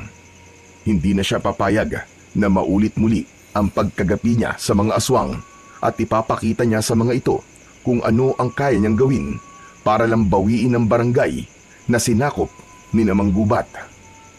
Isang umaga, matapos ang nakakapagod na pagsasanay, ay naupo si Datu Pula sa nakausling ugat ng malaking puno. Tagaktak ng pawis ang kanyang matipunong katawan. Maya-maya pa ay lumapit sa kanya sina Nanang Oryang at Amang Ato. Napansin niya ang isang mahabang bagay na nakabalot sa pulang tela na dala ni Nanang Oryang. Sabay na bumati at nagbigay ng paggalang ang dalawang matanda sa mahal na Datu. Mahal na Dato, ano na po ang lagay ng inyong pagsasanay? Maayos na po, Nanang Oryang. Pakiramdam ko ay handa na ako anumang oras. Kailangan ko lamang malaman kung kailan ang tamang oras ng aking pagsalakay. Kung kailangan niyo po ng tulong, ay sasabihan ko ang aming Datu upang matulungan ka, Datu Pula. May mga hukburin kami na nakahandang tumulong sa inyo kung kinakailangan. Ngayon pa lang ay iparating mo na ang aking pasasalamat sa inyong Datu. Amang Ato, hindi ko to kakayanin na mag-isa. Kaya malaking bagay kung mayroong tutulong sa akin. Humakbang si Nanang Oryang, papalapit kay Datu Pula. Mahal na Dato, may isa pang maaaring makatulong sa inyo. Tanggapin mo ang bagay na ito. Inabot ni Nanang Oryang ang bagay na nakabalot sa pulang tela at nagtatakang tinanggap naman yun ni Datu Pula. Inalis niya ang pulang tela at nanlaki ang kanyang mga mata nang malaman niya na yun ang espada ng kanyang ama. Hindi makapaniwalang napatingin si Datu Pula kina Nanang Oryang at Amang Ato. Ang espada ng aking ama! Paano niyo po ito nakuha? Ang buong akala ko nawala na ito. Nakita namin yan sa gubat kung saan kasi nalakay ng mga aswang.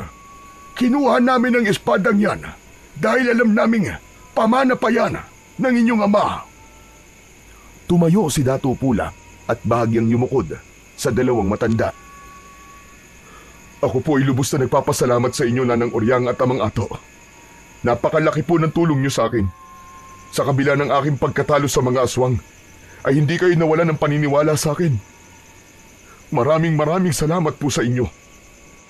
Dahil hindi kaya burahin ng isang beses na pagkakamali ang magagandang bagay na iyong nagawa, Datu Pula.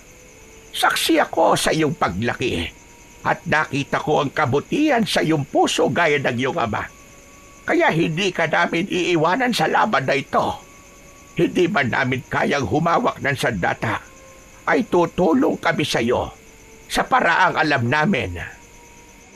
Naluwa si Datu Pula sa sinabing yun ni Nanang Oryang. Tinapik naman ni Amang Ato ang balikat ni Datu Pula. Mas lalong lumakas ang loob niya dahil nasa kanya ng muli ang sandatang ipinamana sa kanya ng yumao niyang ama. Pakiramdam niya tuloy ay kasama niya pa rin ang tatay niya sa nalalapit niyang pagharap sa mga mananakop na aswang. Sa kabila ng pagbalik ng lakas ni Datu Pula at ng espada ng kanyang ama, ay hindi niya kayang itanggi ang sakit na kanyang nararamdaman. Hindi sa pisikal, kundi sa loob ng kanyang puso. Sa tuwing naiisip niya ang pagtataksil na ginawa ng matalik niyang kaibigan na si Bagwis sa kanya, ay hindi niya maiwasang masaktan. Isang umaga, hindi napigilan ni Datu Pula na magtungo sa kanilang barangay upang personal niyang makita ang kalagayan ng mga tao roon. Nagtakip siya ng balabal sa muka upang walang makakilala sa kanya. Isinabit niya sa bewang ang espada. Paglabas niya ng kubol, ay sinalubong siya ni Amang Ato. Mahal na Datu, saan po ang inyong tungo? Amang Ato, sa aming barangay. Sisilipin ko lamang ang nangyayari roon. Ngunit mahal na Datu, mapanganib ko may makakakilala sa iyo. Kaya nga po ako naglagay ng balabal sa aking muka. Huwag kang mag-alala, Amang Ato. Mag-iingat ako at sisiguraduhin kung walang makakakilala sa akin o makakakita sa akin. Babalik din ako rito mamayang tanghali. Mukhang hindi na nga kita mapipigilan. Kung ganun, ay mag-iingat ka, mahal na Datu. Salamat po sa inyo, Amang Ato. Hindi na nagsayang pa ng sandali si Datu Pula. Agad siyang naglakad patungo sa kanilang barangay. Dumaan siya sa gubat upang walang makakita sa kanya. Nang makarating siya sa bukana ng gubat, ay pinagmasdan niya ang kanilang barangay. Nakita niya ang mga tauhan ni Mang Gubat na pinagtatrabaho at pinahihirapan ang mga tao. Nadurog ang puso ni Datu Pula sa kanyang nakita. Nais niyang sumugod ng mga sandaling yon, ngunit alam niya na hindi pa yun ang tamang pagkakataon. Aalis na sana siya nang namataan niya si Bagwis na naglalakad patungo sa kinaroroonan niya. Mabilis na nagtago si Datu Pula sa likod ng isang puno. Dumaan sa harap niya si Bagwis na hindi siya napapansin. Tumiim ang bagang ni Datu Pula habang nakatingin sa dating kaibigan na naglalakad papasok sa kagubatan. Nang sandaling yun ay nagkaroon siya ng kagustuhan na alamin kung bakit siya nagawang traidorin ni Bagwis. Kaya sinundan niya ito ng tahimik. Maingat ang bawat takbang niya upang masigurong hindi siya mapapansin ni Bagwis. Hanggang sa huminto sa paglalakad si Bagwis, inilabas nito ang dala nitong itak upang tagain ang nakatayong kawayan sa gitna ng kagubatan. Nang magsimulang tagain ni Bagwis ang kawayan, ay sinamantala ni Datu Pula ang pagkakataon na abala ito. Sinabayan niya ang pagbagsak ng itak sa kawayan sa paghakbang niya upang hindi marinig ni Bagwis ang mga yabag ng kanyang paa.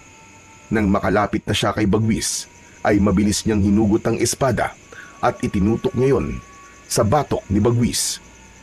Natigilan si Bagwis nang maramdaman ito ang malamig na dulo ng espada. Ibaba mo ang itak mo, Bagwis. Kung hindi, ay hindi ako mangingiming paslangin ka sa iyong kinatatayuan. Pinitiwan ni Bagwis ang itak at nalaglag yun sa lupa. Sinipa ni Dato Pula ang itak palayo kay Bagwis. Ngayon humarap ka sa akin, traidor ka. Dahil nais kong makita ang mukha mo habang sinasagot mo mga katanungan ko. Huwag kang magtatangkang gumawa ng hindi ko magugustuhan. Dahil papatayin talaga kita. Maraang humarap si Bagwis at nagimbal ito nang makita si Dato Pula. Sa leeg naman ni Bagwis, itinutok ni Dato Pula ang espada. Dato Pula! Buhay ka? Bakit tila ba gulat na gulat ka? Oo, Bagwis. Buhay ako. Buhay na buhay. Ngunit paano ka nabuhay? Ang sabi sa akin ni Manggubat ay pinaslang ka na ng mga alagad niyang aswang. Wala ako dito para makipagkwentuhan sa iyo, hayop ka. Sagutin mo ang tanong ko. Bakit nagtraidor ka sa ating barangay at sumapi ka sa mga mananakop na aswang? Dato Pula, ang pagsanib ko sa kanila ay labag sa aking kalooban. Napilitan lamang ako dahil natatakot ako para sa aking buhay. Nang alukin ako ni Manggubat na umanib sa kanilang puwersa, ay pumayag na ako dahil ayoko pang mamatay. Sinungaling kang hayop ka. Ang sabihin mo, matagal mo nang nais mawala ako sa barangay. May inggit ka, Bagwis. Wala kang utang na loob. Hindi lang kaibigan ang itinuring ko sa'yo, kundi para ko na rin kapatid. Tapos ganito pa ang igaganti mo. Pagtataksil! Maniwala ka sa akin, mahal na dato. Sadyang natakot lang ako. Ang totoo ay lihim akong bumuo ng kilusan sa ating barangay laban kina Manggubat. Lihim kong kinausap ang mga kalalakihan sa ating barangay dahil may plano kaming mag-aklas. Lahat kami ay tutol sa pananakop ng mga aswang, Dato Pula. Maniwala ka sa akin, kaibigan. Hindi kita kayang traidorin dahil matali kitang kaibigan at parang totoo kong kapatid. Matalim na tinitigan ni Dato Pula si Bagwis. Sinasabi ng utak niya na huwag siyang maniwala dito, ngunit tinalo siya ng sinisigaw ng kanyang puso. Mas naniwala siya na hindi siya kayang pagtaksilan ni Bagwis dahil para na silang magkapatid. Sa huli ay ibinaba ni Dato Pula ang espada at binalik yun sa kaluban nito. Isang malalim na paghinga ang pinakawalan ni Bagwis na para bang alam na nito na ligtas na siya sa bingit ng kamatayan. Biglang umiyak si Bagwis at walang babala na niyakap nito ng maigpit si Dato Pula. Salamat buhay ka, Dato Pula. Labis ako nalungkot nung sinabi sa akin ni Manggubat na ikaw ay patay na. Tinapik ni Dato Pula ang likod ni Bagwis at kumalas ito sa pagkakayakap sa kanya. May dahilan kung bakit hindi ako namatay ng gabing yon. Hindi pa ako maaaring mamatay dahil kailangan ko pang palayain ang ating barangay mula sa mga aswang na mananakop. Ngunit paano ka nabuhay? Sino nagligtas sa'yo? Sa ngayon, ay nais ko munang maging lihim kung bakit ako nakaligtas. Nais ko ring humingi ng tawad kung pinagtangkaan ko ang iyong buhay. Sadyang ako ay galit lang sa'yo dahil nalaman ko nga na umanib ka sa mga aswang. Totoo ang iyong nalaman. Ngunit gaya ng sinabi ko, umanib ako sa kalaban upang iligtas ang aking sarili. Dahil plinano ko na noon na gumawa ng kilusan laban sa mga aswang na yun. Marami na kaming kasapi, Dato Pula. At sigurado ko na mabubuhayan sila ng loob kapag nalaman nila na ikaw ay buhay pa. Salamat sa iyong ginagawa para makalaya ang ating barangay sa mga aswang. Paumanhin, kung pinagdudahan kita, Bagwis. Naiintindihan kita, Dato Pula. Wala kang dapat na ihingihin ng tawad sa akin. Nakita kong sitwasyon sa ating barangay. Inaalipin ng mga aswang ang mga tao at labis na nadurog ang aking puso. Dapat ay kumilos na tayo sa lalong madaling panahon para sa isang malaking himagsikan. Sa ngayon ay wala pa kaming kakayahan na maghimagsik dahil kulang pa kami ng mga sandata. Nag-iipon pa kami at lihim kaming gumagawa ng mga armas. Ngunit dahil nandito ka na, mas malakas na ang posibilidad na manalo tayo laban sa mga aswang. Naaalala ko, mamayang gabi ay magkakaroon kami ng pagpupulong. Kung nais mo ay magtungo ka sa aking kubol, matutuwa ang ating mga mandirigma kapag ikaw ay kanilang nakita. Kung ganun, magtutungo ko sa inyong pagpupulong mamayang gabi. Mas makakabuti kung alam ko ang inyong plano. Nang tunay, Dato Pula, ipapaalam ko na rin sa'yo na nasa tabi ng ilog ang aming kubol. Nag-iisang kubol lang yun doon, kaya madali mong matutukoy kung saan ang pagpupulong. Aasahan ko ang iyong pagpunta mamayang gabi, Dato Pula. At masaya ko dahil buhay ka pa. Bagwis, kailangan ko nang umalis. Magkita na lamang tayo mamayang gabi. Mag-iingat ka. Ikaw rin, Dato Pula. Mag-iingat ka. Bagyang yumukod si Bagwis, saka tumalikod si Dato Pula para maglakad na palayo. Nang makalabas na siya ng gubat, ay nakahinga siya ng maluwag dahil nalaman niya, nakakampi pa rin pala niya si Bagwis. Nawala na ang sakit na nararamdaman niya nung nalaman niya na sumapi si Bagwis sa mga mananakop na aswang. Doon niya napagtanto na matalino talaga si Bagwis dahil naisip nitong linlangin sila manggubat upang mas madali nila itong mapatumba. Nang makabalik si Dato Pula sa kubol ni Amang Ato, ay sinalubong siya ng nag-aalalang si Oryang. Dato Pula, saan ka ba nanggaling? Kanina pa kita hinahanap. Hindi ko makita si Amang Ato, kaya wala akong mapagtanungan. Nanggaling ho ako sa ating barangay, Nanang Oryang. Tinignan ko sandali ang sitwasyon doon ng mga tao. Nakakaawa sila, Nanang Oryang. Ginawa na silang alipin ng mga aswang. At may nalaman pa ako sa pagpunta ko ron tungkol kay Bagwis. Nagkita kami, Nanang Oryang. Talaga? Nagkita kayo ng traidor mong kaibigan? Anong ginawa mo sa kanya? Binigwasan mo ba ng suntok sa muka? O ginilitan mo ba sa leeg? Sana, ginilitan mo ang leeg niya dahil yun ang nararapat sa mga taksil na kagaya niya. Huminahon ka, Nanang Oryang. Wala akong ginawa kay Bagwis. Hindi ko siya sinaktan. Ako, alam mo bang matagal na akong gigil sa Bagwis na yon? Kung ako ang nakaharap niya, ay dudukutin ko mga mata niya at ipapakain ko yun mismo sa kanya. Nanang Oryang, huminahon kayo. Kakampi po natin si Bagwis. Hindi natin siya kalaban. Ano ka mo? Ulitin mo nga ang tinuran mo, mahal na Dato. Makinig kayo sa akin. Hindi totoong kakampi siya ni Namang Gubat. Ang totoo, kaya siya umanib sa mga aswang ay upang iligtas ang kanyang sarili. Nang sa gayon, ay makapagbuo siya ng kilusan laban sa mga aswang. Sa ngayon, ay may mga umanib na sa kilusan nila. At mamayang gabi, ay magpupulong kami sa kubol ni Bagwis malapit sa ilog. Hindi agad nakapagsalita si Nanang Oryang at bahagyang nanlaki pa ang mga mata nito. Ramdam ni Dato Pula na hindi ito makapaniwala sa nalaman. Mahal na Dato, hindi talaga ako makapaniwala sa iyong sinabi. Ilang beses ko nasaksihan kung paano inalipin ni Bagwis sa mga tao sa ating barangay. Tila kahina-hinalan sinabi mong, siya ay ating kakampi. Marahil po'y ginawa lamang niya yun dahil ayaw niyang magduda sa kanya si Manggubat. Nanang Oryang, mas malaki na ang posibilidad na manalo tayo sa digmaan natin laban sa mga aswang na mananakop. Dahil kay Bagwis, maganda na meron tayong espiya upang malaman natin kung ano ang susunod nilang gagawin. Magandang bagay nga yan. Ngunit duda pa rin ako kay Bagwis, mahal na Dato. Alisin mo na ang pagdududa sa kanya dahil siya ay tunay nating kakampi. Huwag kang mag-alala, Nanang Oryang, dahil nararamdaman ko na malapit nang makalaya ang ating barangay mula sa mga mananakop na aswang. Nang dumating si Amang Ato, ay ipinaalam dito ni Dato Pula ang nalaman niya tungkol kay Bagwis. Ipinaalam din niya ang mangyayaring pagpupulong mamayang gabi. Gaya ni Nanang Oryang, ay nagkaroon din ng pagdududa si Amang Ato kay Bagwis.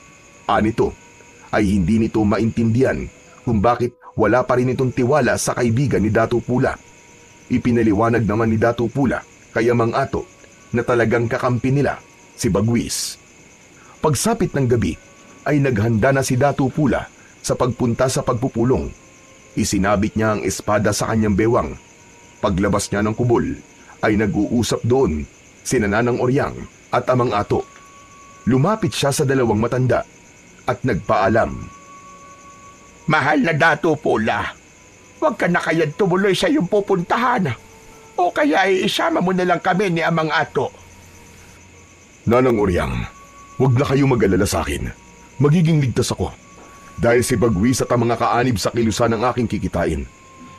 Nararapat lamang na naroon ako sa pagpupulong ngayon upang malaman ko kung ano magiging hakbang namin para mabawi ang ating barangay sa mga aswang na mananakop. Mukhang hindi ka na namin mapipigilan. Kaya't mag-iingat ka na lamang, mahal na dato. Ngunit kapag hating gabi na at wala ka pa rin, ay susundan ka na namin doon. Kayo pong bahala, mga ato. Ngunit sigurado ko na buhay ako makakauwi dito. Paalam na po sa inyong dalawa. Matapos ang maikling pag-uusap, ay naglakad na si Dato Pula sa lugar kung saan gaganapin ang pagpupulong. Mabilis siyang nakarating sa nag-iisang kubol malapit sa ilog. Bago siya pumasok doon, ay luminga muna siya sa paligid upang makasiguro na walang aswang sa paligid. Sa pagpasok ni Dato Pula sa kubol, ay napakunot-noo siya sapagkat walang kahit isang tao doon. Nagtungo siya sa gitna ng kubol at luminga. Ang tanging naroon ay isang gasera na may sindi. Hindi kaya nagkamali ako ng kubol na napuntahan? Bakit walang katao-tao dito?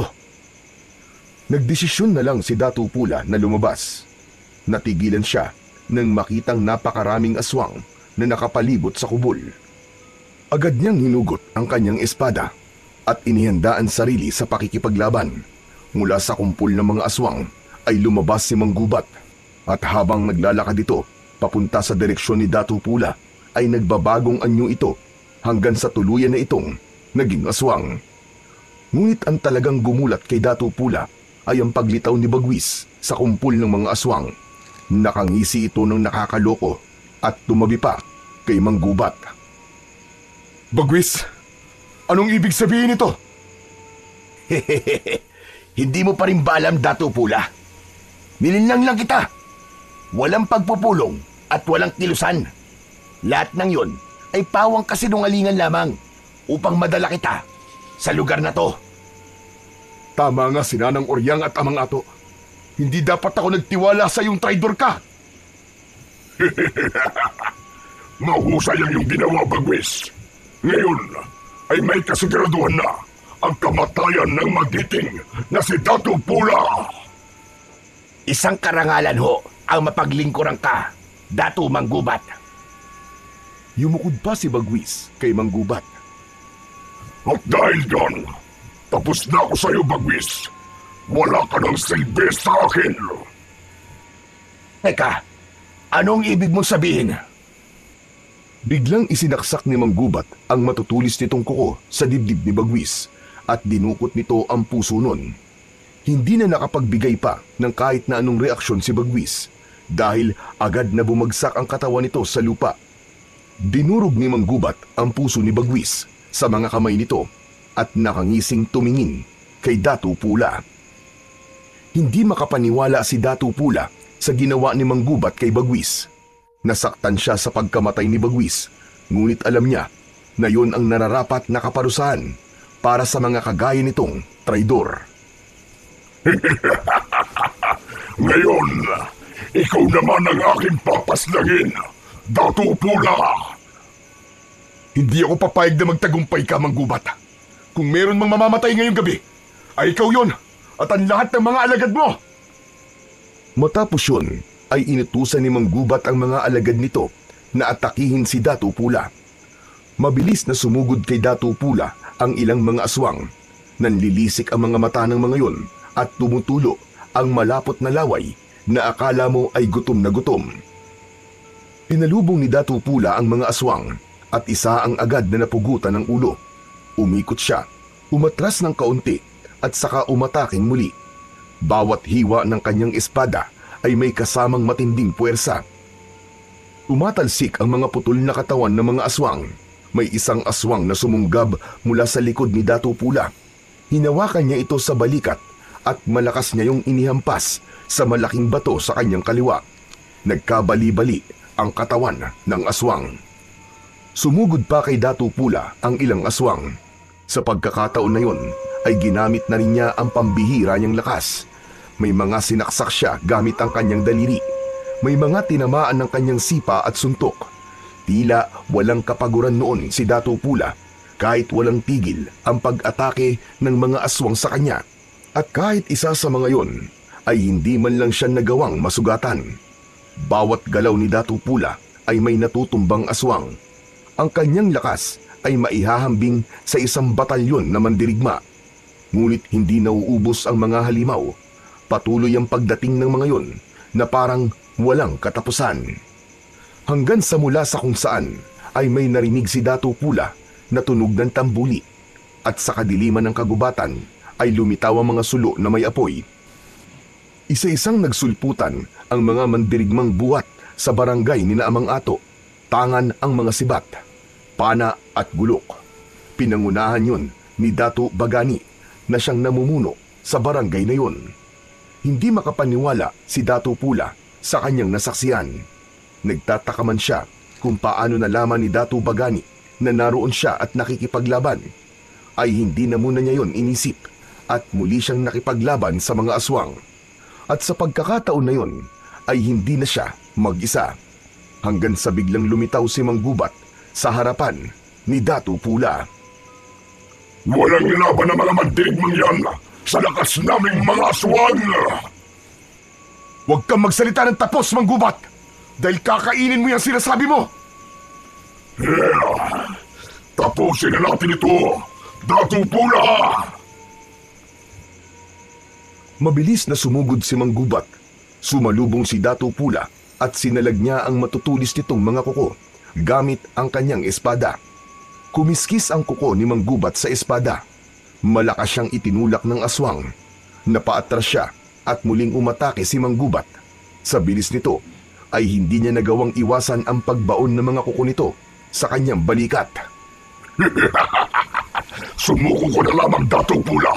Huwag kang mag-alala dahil sisiguraduhin kong hindi mo mararamdaman ang iyong kamatayan. Hindi ako naging dato para sumuko. Ikaw ang humanda dahil kahit kailan, sa ngalan ng aking ama at ang aming mga batala, ay hindi kailanman magwawagi ang kasamaan laban sa kabutihan. Katapusan mo na, Mang Gubat! Magkakasunod na atake ang pinakawalan ni Datu Pula. Nagawa niyang masugatan sa dibdib si Mang Gubat gamit ang espada na sinundan niya ng malakas na sipa sa tiyan nito. Napaatras si Mang Gubat pero ngumisi ito at sa isang iglap ay naglaho ito sa paningin ni Datu Pula. Biglang tumalon mula sa itaas ng isang puno si Mang Gubat at bumagsak sa likuran ni Datu Pula. Naramdaman naman ni Datu Pula ang presensya ni Mang Gubat sa kanyang likuran. Mabilis siyang yumuko at sa hangin tumama ang matutulis nitong kuko. Umikot paharap si Datu Pula habang nakaluhod at itinarak niya ang kanyang espada sa tiyan ng pinuno ng mga aswang. Nanlaki ang mga mata ni Mang Gubat dahil sa pagkabigla. Inikot ni Datu Pula ang espada at hinila niya yon pataas. Mula sa tiyan hanggang sa leeg ni Mang Gubat ay isang malaking hiwa ang natanggap nito. Sa pagkamatay ni Mang Gubat ay tila nawala ng direksyon ang mga alagad nitong aswang. May ilan na nagtangkang tumakas, ngunit hindi pumayag ang mga mandirigma at hinabol ng mga ito ang mga aswang upang paslangin. Habang si Datu Pula ay nagpatuloy sa pakikipaglaban sa mga natitirang aswang hanggang sa wala nang natirang buhay sa mga yon, kahit isa. Matapos ang madugong laban ay lumapit si Datu Pula kay Datu Bagani at lubos siyang nagpasalamat dito. Sa pagkakataon na yon ay lumabas na si Nanang Oryang at Amang Ato mula sa pinagtataguan ng mga ito. Masayang lumapit ang dalawa kay Datu Pula. Huwag niyo pong sabihin na kayo nagsabi kay Datu Bagani kung saan ako magtutungo. Ama ka, mahal na Datu. Dahil hindi kami mapalagay ni Oryang, kaya kinausap namin si Datu Bagani upang ikay sundan. At hindi nga kami nagkamali dahil isang patibong ang inihanda sa iyo ni Bagwis. Maraming salamat po sa inyong dalawa. Sa pangalawang pagkakataon ay iniligtas niyo po ang aking buhay. Hindi na nagtagal doon sina Datu Pula. Naglakad na sila papunta sa barangay ni Datu Pula upang sabihin sa mga tao ang isang napakagandang balita. Matapos ang lahat ay muling naibalik kay Datu Pula ang pamumuno sa kanilang barangay. Muling nagkaroon ng sigla ang mga tao dahil sa wakas ay nakalaya na sila sa mga mananakop na aswang. Bumalik na rin ang tiwala at respeto ng mga tao kay Datu Pula. Isang hapon, nagtungo si Datu Pula sa libingan ng kanyang ama. Ibinaon niya ang kanyang espada sa tabi ng libingan nito. Ama, nagtagumpay tayo mula sa mga mananakop na aswang. Nangangako ako na simula ngayon ay hindi ko nahahayaan na maulit ang pangyayaring yun. Dahil hanggat ako ay humihinga, ang ating lugar ay mananatiling malaya laban sa mga masasamang nilalang at nais na sumakop dito. At habang pinapanood ni Datu Pula ang paglubog ng haring araw, ay nanatili siyang nakatayo sa harap ng puntod ng kanyang magiting na ama. Dala niya sa kanyang puso ang pangako na handa siyang lumaban muli para sa kanyang bayan, laban sa lahat ng uri ng mananakop at kampon ng kadiliman. So yun na po mga idol, sana po ay nagustuhan nyo ang ating kwento sa araw na ito. Ngayon naman po ay dumako na po tayo sa inyong pinaka-nire-request at pinaka-hinihintay na shoutout portion. Ano pa pong hinihintay natin? Ito na po. Shoutout po at maraming salamat po sa inyo. Jepoy Adornado, shoutout po. Vilma Loreto, Herman Loreto, Geraldine Almonte at Delia Loreto. Maraming salamat po sa inyo sa walang sawang suporta at pakikinig. Shoutout din po Arlene Elardo. Shoutout daw sa mga magtutubig. Maraming salamat po sa inyo sa inyong pakikinig. Shoutout po Anthony Y2I9D. Shoutout po from Paranaque sa Jamit's Eatery. Maraming salamat po sa lahat po ng kumakain dyan. Shoutout po Rosalie Britannico. Shoutout po Rosette Ersando. Maraming salamat sa walang sawang pakikinig. Shoutout po June Padilla from General Trias, Cavite. Shoutout po Jairan Kanja from Manila. Shoutout po Aba Senita from Hong Kong. Maraming salamat po sa lahat po ng mga OFW na walang sawang nakikinig sa akin pong channel. Shoutout po Rip Lonely. Shoutout po sa inyo. Shoutout po Rex Angelu. Maraming salamat po. Shoutout po Christy Odinya from Sapang Palay. Maraming salamat po sa inyo dyan. Shoutout po Reynaldo Arado from Poblacion, Quezon, Bukidnon, Mindanao. Maraming salamat po sa inyo dyan sa mga taga Bukidnon. Shoutout po Carl Cabs from Hong Kong. Shoutout po Sweetie 5659 from Dubai. Shoutout po Jonalyn Marquez from Oman. Shoutout po Hazel Fiesta from Dubai. Shoutout po Rona Galyado from Hong Kong. At shoutout po Annalisa Baselio from Qatar. Ami Mac, maraming salamat po sa inyong walang sawang pakikinig. Muli po, maraming salamat po sa inyong walang sawang suporta at pakikinig ng mga kwentong aswang at katatakutan sa aking munting channel na The Voice Addict at Apong Isaac. Hanggang sa susunod pa pong kwento na magpapatindig ng inyong mga balahibo mula sa mundo ng kababalaghan.